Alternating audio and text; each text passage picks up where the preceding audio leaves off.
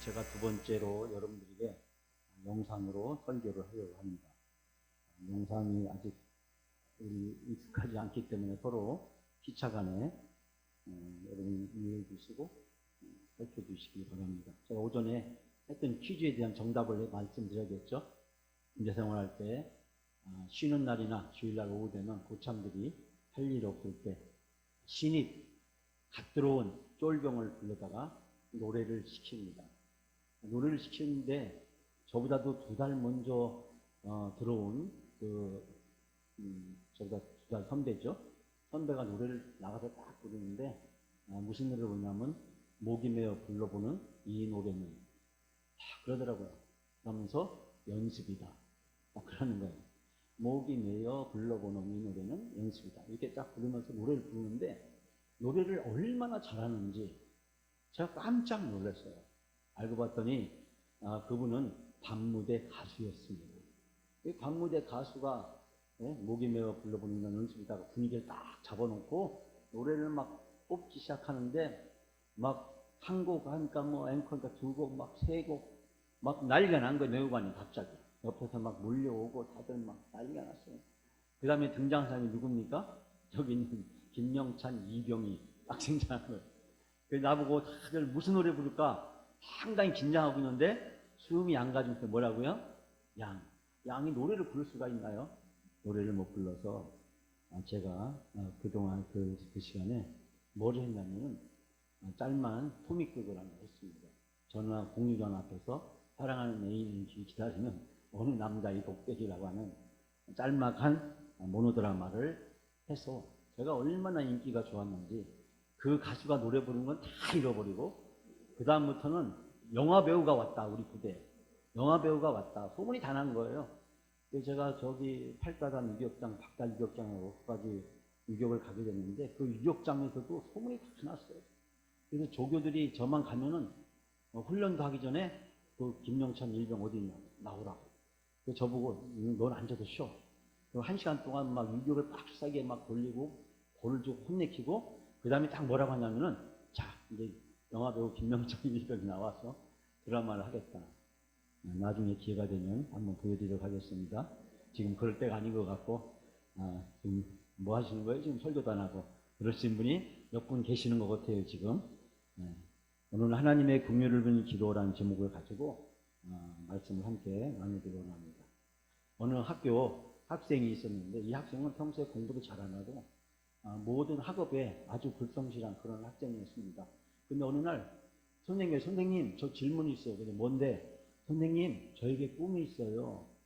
그래? 너에게도 꿈이 있어? 선생님은 정말 수업에 불성실하고 과제도 안 하고 아무것도 안 하고 있던 친구가 꿈이 있다고 하니까 너무 신기하고 반가워서 그래 어떤 꿈인데? 그랬더니 학생이 대답했어요. 선생님 저는 재벌 2세가 되는 게 꿈이에요. 그렇게 얘기하더래요. 그래? 선생님이 혼내킬 수 없잖아. 꿈이 있다고 하는데 그래? 뭐 그것도 좋은 꿈이 될 수도 있지. 그렇게 하고 넘어가려고 하는 순간 그런데 선생님 너무 화가 나고 신경질이 나요.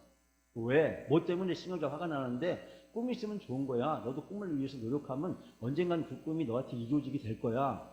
그러면서 칭찬하고 넘어가려고 하는 순간에 그게 아니고요. 우리 아빠가 노력을 안 해요. 노력을. 자기는 재벌 2세가 되려면 누가 재벌이 돼야 돼요? 아버지가 노력해서 재벌이 돼야 되는데 아버지가 노력을 안 한다라는 그런 이야기예요. 여러분 오후에 너무 긴장되셔서 제가 긴장을 풀어드리려고 이 이야기를 했습니다. 마찬가지로 하나님도 이스라엘 백성을 향한 꿈이 있으셨습니다. 그 꿈을 오늘 본문에서 보면은 이 다니엘의 기도를 통해서 잘 나타나 있어요. 하나님 우리 민족에게 꿈을 주셨는데 그 꿈을 우리가 이루지 못하고 지금 이 먼 나라까지 포로로 붙잡혀 와 있지 않습니까? 오늘 17절 말씀 우리가 19절 18절 3절 읽었는데요. 쉬운 번역으로 보면 이것은 우리 하나님 이제 주의 종의 기도와 간구를 들어주십시오. 무너진 주의 성전을 복구하여 주십시오. 성전을 복구하셔서 주님만 하나님이라는 것을 모든 사람이 알게 해주십시오. 하나님의 꿈 이스라엘 백성을 통해서 모든 사람을 다 구원합니다. 근데 그 하나님의 꿈이 지금 어떻게 됐어요? 무너졌어요. 붕괴됐습니다. 성전이 파괴됨으로써 하나님의 꿈이 무너졌는데 그 성전을 복구해 주셔서 주님만이 하나님이라는 것을 알게 해 주십시오라고 기도합니다. 지금 다니엘은 어디에 있습니까? 바벨론 포로.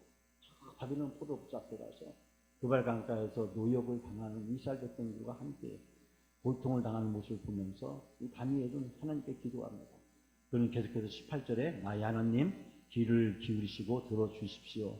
눈을 크게 뜨시고 우리가 황폐해진 것과 주의 이름을 빛내던 이 도성이 고통을 굽어 살펴 주십시오. 우리가 이렇게 주께 간구하는 것은 우리가 잘나서가 아니라 주님이 자비하시기 때문입니다. 즉 하나님이 우리의 기도를 들어주셔야 되는데 그것은 우리가 잘나서 기도를 들어달라는 것이 아니라 하나님이 자비한 분이시기 때문에 우리에게 긍휼을 여겨달라고 기도하고 있는 겁니다. 그런데 19절 말씀에 주님 들어주십시오. 주님 용서해 주십시오. 주께서 들어주시고 이루어 주십시오. 나의 하나님 만민이 주께서 하나님이심을 알게 해야 하니 지체하지 마십시오. 이 도성과 이 백성이 주의 것이기 때문입니다. 그렇게 기도하고 있습니다. 여러분 다니엘의 기도, 지난주 특별 새벽 기도의 마지막 했던 다니엘의 기도는 뭐죠? 다니엘의 기도는 뭐가 없다? 중단이 없다.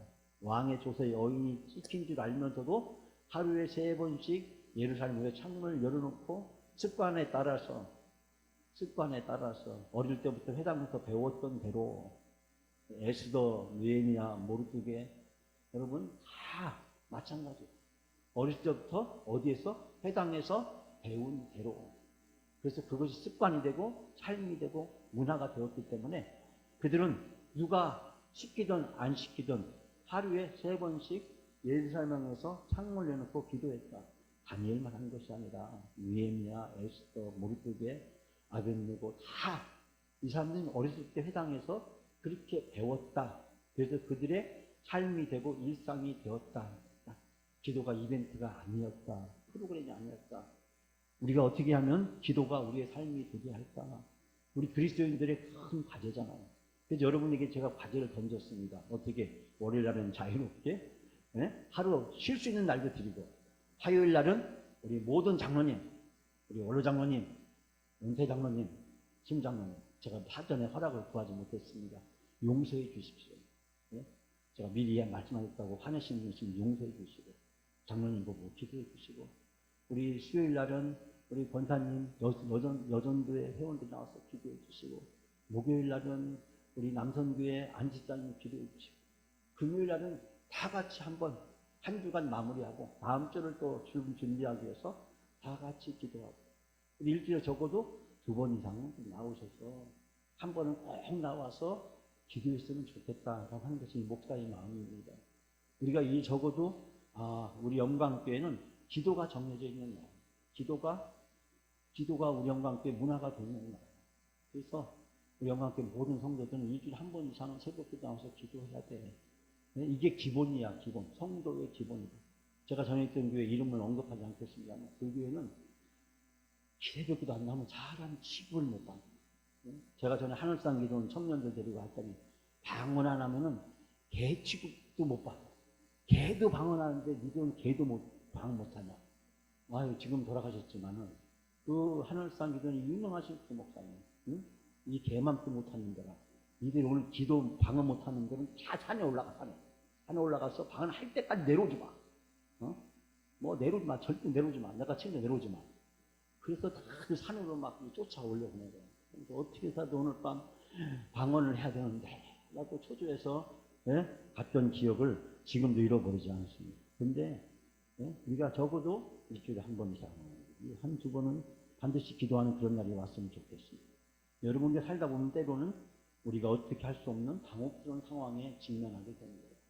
우리 힘으로, 우리 능력으로, 우리 방법으로 아무것도 할 수 없을 때, 모든 것이 막다른 골목에 처했을 때, 사망의 음침한 골짜기를 처했을 때, 제가 좋아하는 사도 바울의 오라 나는 곤고한 사람이다. 이 사망의 몸에서 누가 나를 건져내랴. 그런 상황이 있잖아요. 그런 상황이. 저는 인생을 살아오면서 딱 한 번 그런 적이 있었습니다. 학교 총장할 때. 한 번도 저는 그전에는 어려움을 겪어본 적이 없어요. 제가 원하고 기도한 대로 다 됐는데 총장할 때 제대로 안 되더라고요. 제대로 안 돼요. 학교가 10억 이상 1년에 빚이 생기는데 그것을 막으려고 하니까 온몸을 떼어도 안 되더라고요. 다 줄이도 안 되고, 총수하는 분도 절반 내보내고, 학교에 경비 아저씨도 절반을 줄이고, 식당 일하는 분도 다 내버려서 외부 위탁을 다 주고, 다 줄이고 절약해도 안 돼서 조직원 월급을 20, 30% 깎았다가 제가 온갖 고발을 많이 당하고, 네? 야, 학교가 살리는 그 일밖에 없는데 그게 안 되더라고요. 네? 그 막다른 골목이더라고요. 네? 어떻게 내 힘으로 내 방법을 할 수 없는. 그래서 그때 제가 이 심정, 사도 바울의 심정, 그 심정이 이해가 되더라고요. 여러분, 대한민국 영화 수상자 중에 오래전에 여러분 이런 영화를 보신 적이 있으리라고 생각을 합니다. 그 영화는 뭐냐면 이 전도연과 송강호 씨, 이번에 최근에 많은 상을 받았던 이 송강호 씨가 주연을 했던 영화 바로 밀양이라는 영화. 여러분 옛날에 보신 기억나죠? 추억의 명화 극장으로 제가 여러분을 잠깐 초대하려고 합니다. 여러분 이 영화 내용을 아시겠지만 다시 기억을 회상시키기 위해서 잠깐 제가 말씀드린다면, 남편을 잃고 남편의 고향으로 살려고 오는 전도연 모자로 영화가 시작됩니다. 여러분 이 남편이 살던 고향이 어디일까요? 네? 여기 영상에 있는데 어딜까요? 밀양. 아유, 어떻게 잘하세요 이렇게. 영화를 너무 잘 보신 것 같아요. 100%다 맞으셨네요. 다 맞으셨기 때문에 오늘 200분 나고 다 집에 가시기 바랍니다. 남편을 잃고 남편이 살던 고향, 즉 밀양으로 오게 됩니다. 근데 마침 그때 택시를 타는데 택시 기사가 누구예요? 바로 송강호였습니다. 이 덥수룩하고 천연덕스럽고 넉살스러운 이 송강호는 이 전도연을 보고 뭔가 마음에 끌리게 됩니다. 그리고 접근을 자꾸 하게 돼요. 그런데 이 전도연은 비록 시골에 왔지만 자기 아들을 출세시키고 성공시켜서 어디를 보내요? 웅변학원을 보내게 됩니다. 그런데 웅변학원은 이 원장이 경영이 상당히 어려움에 처해 있었어요. 그래서 이것을 돌파하기 위해서 그만 그가 잘못된 마음을 품게 되고 금품을 누리고 아들을 유괴하고, 그리고 그 아들을 유괴한 아들이 죽게 됩니다. 그때 기독교의 귀한 전도연은 교도소를 찾아갑니다. 바로 유괴범을 용서하기 위해서 아주 어려운 마음의 결단을 하고 이 수없이 번뇌하다가 수없이 고민을 하다가 교도소에 찾아가게 됩니다. 그런데 이 교도소에 찾아갔더니 이 교도소에 자기 아들을 죽게 만든 웅변학원 원장이 얼굴이 너무나도 편안한 거예요. 그러면서 전도연에게 이야기합니다. 기억하시죠? 하나님이 다 용서했다고. 하나님이 다 용서했다고. 그 아들을 키운 그 어머니 전도연에게도 용서를 받아야 되는데, 나는 하나님께 용서받았기 때문에 나는 이제 마음이 편하다고, 나는 이제 아무 문제가 없다고. 여자 순간 그렇게 쉽게 용서하는 기독교에 대한 강한 거부감으로 분노와 자기 학대에 빠지는 전도연의 이야기를 그리고 있습니다. 물론 기독교가 그런 것은 아니지만, 그러나 이 사람이 믿는 너무나도 가벼운 기독교, 너무나도 쉬운 구원. 보네본 목사님은 이 가벼운 구원이 현대인들을 망치고 있다라고 이야기를 했지만, 어쨌든 이 전도연의 입장에서는 그런 자기 아들을 유괴하고 살인한 웅변학원 원장을 용서한 하나님, 그 기독교를 받아들일 수가 없는 거예요. 어떻게 이렇게 쉽게 용서할 수가 있는 거예요? 응? 나는 이렇게 고통스러운데, 나는 이렇게 힘든 시간을 보내고 있는데 어떻게 내 아들을 죽인 저 웅변학원 원장은 이 교도소 안에서 저렇게 편안하고 저렇게 행복하게 지낼 수가 있는가? 여러분, 밀양이 주고 있는 조언은 우리 기독교의 중요한 주제인 용서와 구원의 문제를 다루고 있어요. 자, 용서 어떻게 받아야 되는가? 용서 어디까지 해야 되는가? 구원은 도대체 용서와 어떤 관련이 있는가? 즉 십자가의 구속과 사랑을 체험하지 못한 너무나 가벼운 구원을 받은 학원자, 너무나 가벼운 구원을 받은 학원자, 그리고 사랑이란 고통과 아픔을 이해하고 함께 나지 않으면 사랑이 아니고, 진정한 용서는 고통과 아픔을 함께 동반해야 된다는 것을 우리에게 가르쳐주고 있습니다.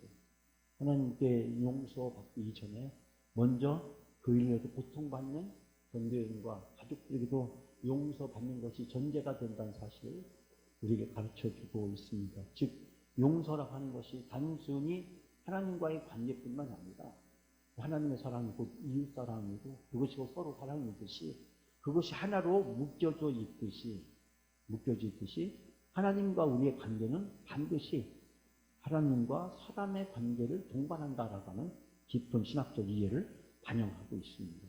우리는 가볍게 이 영화를 보면서 기독교에 대해서 분노하고 많은 사람들은 기독교에 대해서 어떻게 저렇게 용서를 쉽게 할 수 있느냐라고 분석을 하게 됩니다. 자, 여기서 우리가 밀항에 나오는 주요 인물들을 잠깐 살펴보려고 합니다. 남편이고 교회를 찾았어요. 위로를 받고 싶었습니다. 그렇지만은 중생과 구원의 은혜를 제대로 체험하지 못합니다. 여자는 입으로 자기 상황 속에서 예수님을 만났지만 그 예수 그리스도가 이 전도연의 삶을 전도연의 온전히 그를 구원으로 이끌지 못했습니다. 송강호 그는 어땠습니까? 첫눈에 전도연에게 반했지만 고백도 못하고 상대방의 고통과 아픔을 옆에서 지켜보면서 안타까워하는 방관자와 사랑하는 사람의 경계를 넘나드는 그런 송강호의 안타까운 모습, 어쩌면 오늘날 우리 이웃들의 일상적인 모습을 발견하게 됩니다. 학원장으로서 학원생을 유대하고 사행하고 그러나 교도에서 구원을 받았지만 상대방의 고통을 전혀 헤아리지 못하는 학원장의 모습. 종교적인 전도의 의무를 다 하지만 상처 입은 자의 고통을 외면하고 습관적인 전도에만 머물러 있는 종교적 의무만 다하고 있는 약국의 한 약사분을 소개할 수 있습니다. 밀항에 나오는 이 네 가지 인물을 통해서 우리는 우리 자신들을 한번 살펴보게 됩니다. 나는 이런 상황 속에서 어떤 인물일까? 어떤 삶을 나는 경험하고 살 수 있을까? 오늘 다니엘서의 배경과 연관되게 생각해 보고자 합니다. 포로생활 67년 에레미야 예언서를 읽고 70년이 되면 귀환하게 되는 걸 다니엘은 알고 있었습니다. 다니엘은 이와 같은 사실을 발견하면서 다니엘은 하나님과 이스라엘 백성의 죄를 고백하고 하나님의 심판과 하나님의 공의의 정당성을 인정하면서 하나님의 자비와 이스라엘의 회복을 간절히 기도하고 있습니다. 물론 오늘 본문 전체의 주제는 다니엘의 기도입니다. 다니엘가 어떤 기도를 했느냐라는 것인데 이 상황을 살펴보면 다니엘이 왜 이런 기도를 하게 되었는가를 알 수 있게 됩니다. 즉 오늘 본문의 말씀에서 우리는 하나님의 긍휼을 비는 기도, 다니엘이 하나님의 긍휼을 간절하게 비는 기도, 또 하나님께 죄의 용서를 구하는 기도. 세 번째는 하나님의 행동을 촉구하는 기도로 나누어져 있습니다. 즉 바벨론의 포로에서 조국의 회복을 간절히 금식하며 기도하는 이 다니엘의 세 가지 기도를 살펴보게 됩니다. 첫 번째로 하나님의 긍휼을 구하는 기도 17절에 우리가 영상 잘 보이실지 모르겠지만 한번 읽어볼까요? 시작. 우리 하나님 이 종이 드리는 간절한 기도를 이제 들어주십시오. 주님의 명성을 돌보시어 폐허가 된 주의 성소를 가엾이 여기시고 굽어보아 주십시오. 하나님의 긍휼, 제가 오전에도 긍휼의 주제를 가지고 얘기를 했지만 하나님이 불쌍히 여기는 마음을 하려고 간절히 기도하고 있습니다. 이 긍휼은 하나님께 최대의 호의를 얻는 것, 하나님께 그것은 긍휼을 구하는 것입니다. 예루살렘이 망하자 자기의 유익과 사욕을 채우기에 급급한 사람들. 그러나 긍휼을 구하는 기도를 하나님은 멸시치 않으시고 하나님의 관심을 불러일으킵니다. 우리가 하나님의 긍휼을 간절히 구하게 될 때 하나님은 우리의 기도를 들으시고 우리의 기도를 응답해 주시는 줄 믿습니다. 그렇기 때문에 다니엘은 먼저 하나님께 간절히 긍휼을 기하고 있어요. 여러분 소경 바디메오의 기도는 무엇입니까? 예수님께 간절히 호소하는 거 아니에요. 주변 사람들이 무시해도 상황이 어려워도 어떻게 해서라도 예수님이라면 예수님이 나에게 불쌍히 여겨주시고 자비를 베풀어달라고. 삭개오 그도 역시 주변 사람들에게 무시를 당하고 업신여를 당하고 그가 예수님 앞에 접근할 수 없는 환경이었지만 그 환경을 뛰어넘어서 예수님의 긍휼을 간절히 구합니다. 자수를 보는 게 여인, 그게 몸을 잘 알고 있죠? 대치를 당하면서까지도 그 여인은 포기하지 않고 간절히 예수님께 매달리는 것을 발견하게 됩니다. 우리는 이 인물들을 통해서 하나님께 궁유를 기도하는 성경의 인물들, 그들을 통해서 우리의 기도를 살펴보게 됩니다. 사랑하는 여러분, 하나님의 궁유를 간절히 기도하는 다니엘의 기도가 여러분의 기도가 되시길 바랍니다. 두 번째로 하나님께 죄의 용서를 구하는 기도. 다 같이 한번 18절 읽어볼까요? 여기 영상에 있는데 시작. 나의 하나님, 귀를 기울여 주십시오. 눈을 뜨시고 주의 이름으로 부른 도읍, 폐허가 된 이 도읍을 굽어 보십시오. 우리가 무슨 잘한 일이 있다고 주의 은총을 빌겠습니까? 다만 하나님의 크신 자비를 믿고 빌 뿐입니다. 아멘. 제가 여러분이 지난번에 보니까 글자가 작아서 안 보인다는 평이 있어서 크게 하려고 노력을 했는데 지금 노트북하고 이 앞에 있는 모니터가 안 맞기 때문에 화면이 꽉 차게 나와야 되는데 그러지 못하고 있습니다. 다음에 더 노력해서 개선하도록 하겠습니다. 두 번째 다니엘의 기도는 죄의 용서를 비는 것입니다. 하나님께 불쌍히 여기십시오. 그런데 하나님 우리를 구해주고 싶은데 우리가 죄인입니다. 우리가 하나님께 잘못했습니다. 그러니 잘못한 우리들을 하나님 우리의 죄를 용서해 달라고 기도하고 있습니다. 세상에서 가장 불행한 사람은 자신의 허물과 죄를 발견하지 못하는 사람입니다. 자기가 하는 짓이 무슨 짓인지 모르는 사람들이에요. 우린 주변에서 그런 사람들을 많이 보잖아요. 성령을 거스르고 교회를 욕되게 하면서 자기가 무슨 죄를 저지르고 있는지 깨닫지 못하는 사람들. 죄가 하나님의 긍휼과 은혜와 축복을 공급받지 못하게 가로막는 장애가 됩니다. 죄가 있으면 하나님 앞에 나갈 수 없어요. 그렇기 때문에 우리가 기도할 때 교회 가서 제일 먼저 뭐부터 합니까? 하나님께 감사와 찬양과 영광을 드리고 두 번째로 우리의 죄를 회개하는 기도를 드리는 거예요. 그 이유는 이 죄 때문에 이제 내가 구체적으로 기도하고 간구하고 도구를 해야 되는데 그 기도와 간구와 도구를 하기 전에 나와 하나님 사이에 가로막혀 있는 이 장벽을 제거해야 된다라고 하는 것입니다. 그 때문에 예배의 앞부분에 꼭 죄의 용서와 회개의 선언이 있습니다. 우리 주보에는 빠져 있습니다. 앞으로 여러분들과 함께 우리가 어떤 예배를 드려야 할지 고민하면서 제가 그렇게 설명할 수 있는 시간을 우리 장로님과 전교인에 받고 나서 예배 순서의 일부분을 좀 바꾸려고 합니다. 여러분이 그때 다 그렇게 이해해 주시고 제가 그래도 한때 예배 설교학 교수였으니까 이 교수가 하는 얘기가 맞겠지라고 생각하시면서 예배 순서를 좀 바꾸는 것을 앞으로 허락해 주셨으면 좋겠다라고 하는 것이 제 마음입니다. 우리 예배 순서의 가장 결정적인 건 세 가지. 첫 부분은 뭐냐면 앞부분에서 죄의 용서와 회개의 선언이 있어야 됩니다. 또 하나는 뭐냐면 성경 본문을 봉독할 때 일어서서 해야 됩니다. 하나님 말씀을 봉독할 때 앉아서 하는 이것은 잘못된 편리한 회중 중심의 예배에서 비롯된 것입니다. 오랜 교회의 전통에 의한 그리고 개혁교회의 예배에서 성경 봉독할 때는 다 일어섰어요. 가장 오랜 동방 종교회, 카톨릭, 성공회, 루터교 다 일었어요. 우리 종교개혁 시대의 예배, 우리 칼빈 선생도 다 일어서서 성경 봉독을 했어요. 그러나 한국 교회는 너무나도 쉽게 앉아서 합니다. 성찬할 때 앉아서 합니다. 주님의 말씀을 받는데 어떻게 앉아서 받습니까? 주님의 살과 피를 받는데 어떻게 앉아서 받습니까?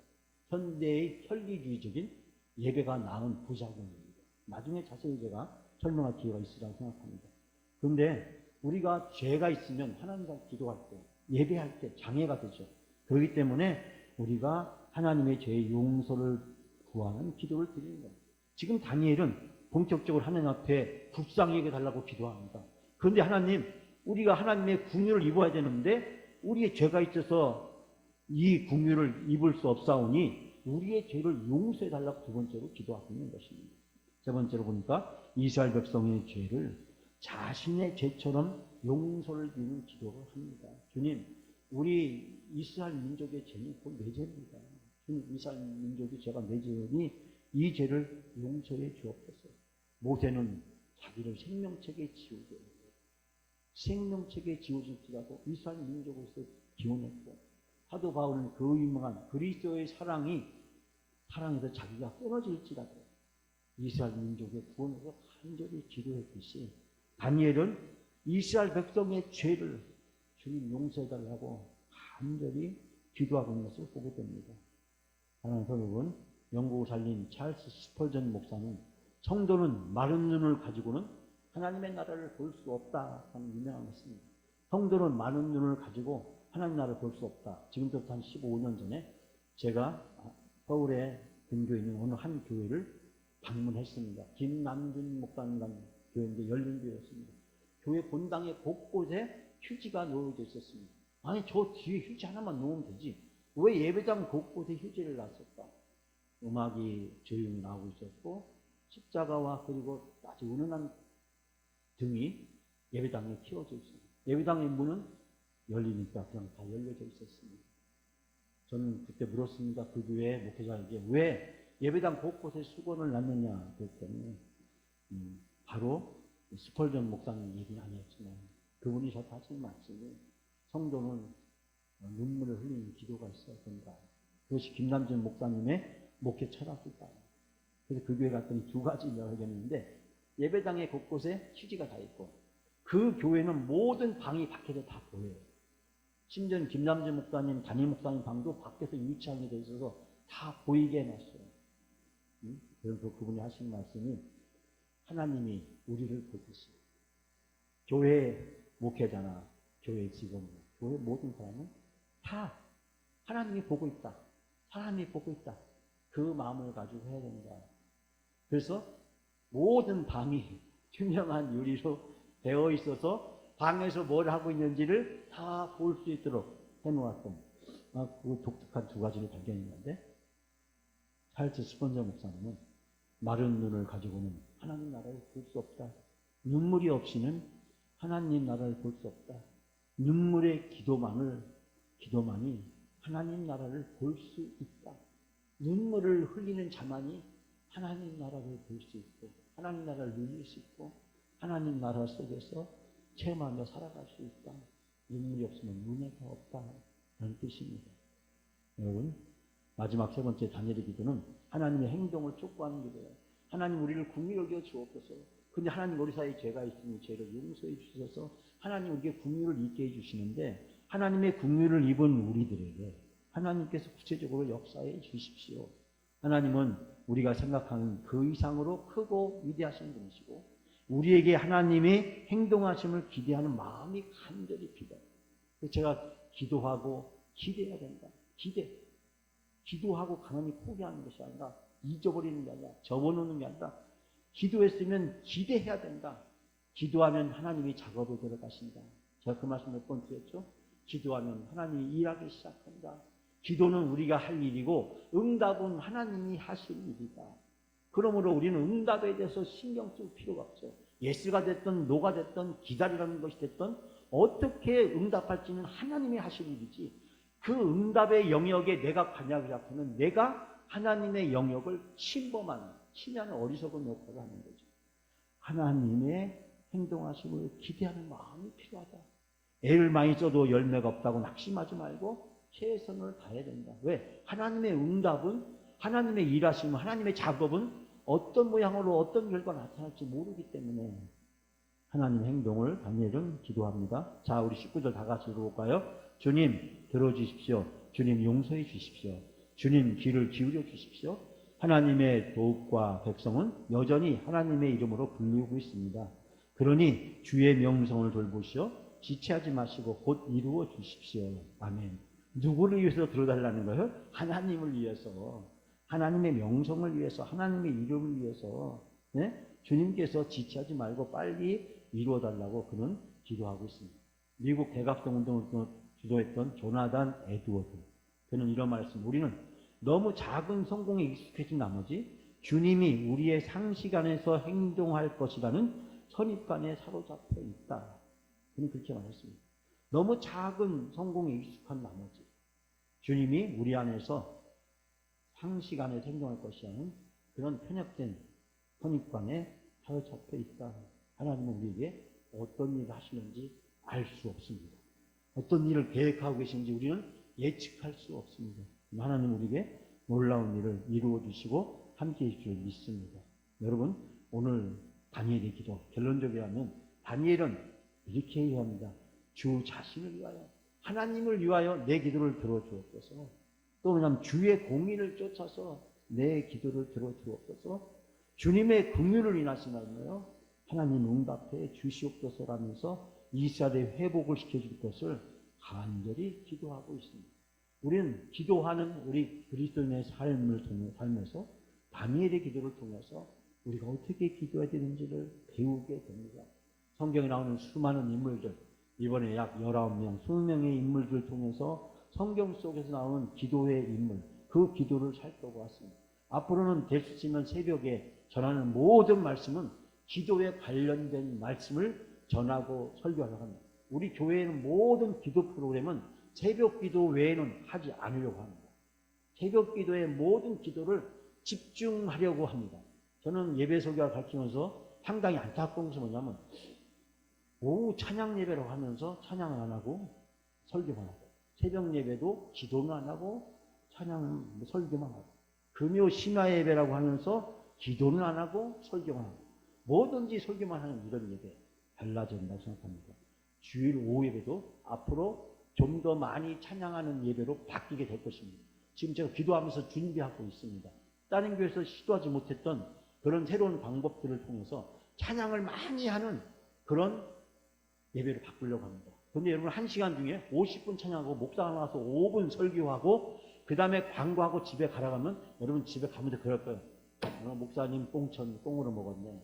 네, 목사님 설교도 안 하고, 아이고 목사님 참 편하게 목회하시려고 하네. 분명히 여러분이 그렇게 하실 거예요.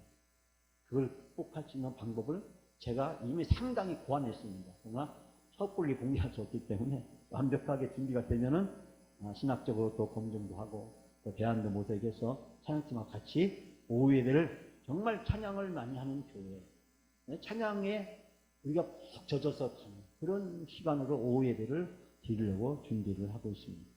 오늘의 본문주는 영적인 교훈, 2022년 전반기 나에게 이루어주신 작은 성공의 일에 작은 것도 감사하고, 여러분께 너무 큰 것만 구하실 것이 아니라 내가 오늘 집에 안전하게 가게 해주신다.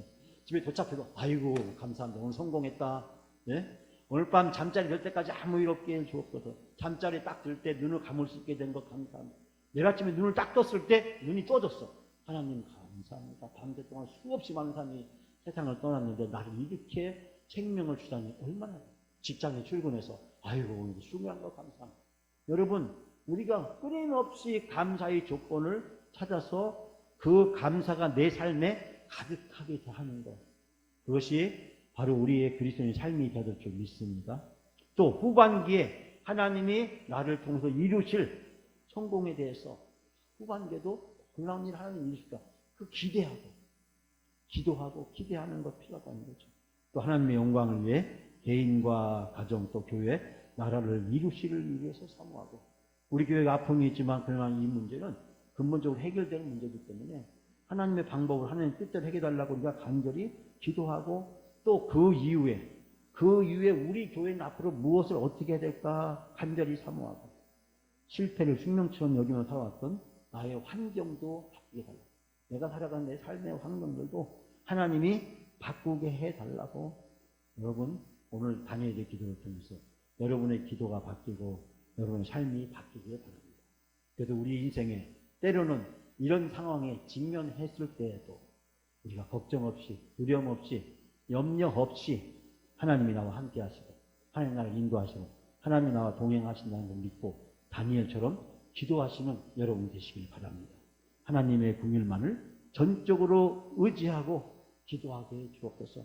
하나님 나를 불쌍히 주시고 내가 하나님의 은혜를 깨닫게 하시고 하나님께 감사하게 하시고 내가 겸손하게 살아가게 해 주옵소서. 오늘 포도원의 비유를 통해서 하나님의 마음을 우리가 알았잖아요. 그 다니엘의 기도를 통해서 그 하나님의 마음을 이루기 위해서 어떻게 기도해야 되는지를 생각할 수 있는 귀한 시간입니다. 오늘 오전이가 오후에는 세트 메뉴입니다. 세트 메뉴. 제가 준비한 세트 메뉴. 하나님의 긍휼, 그 긍휼한 마음을 우리가 주시고 우리가 갖고 살아갈 수 있도록, 그럴 때 우리 삶 속에 하나님의 은혜가 감사가 더 풍성한 삶이 될 줄 믿습니다.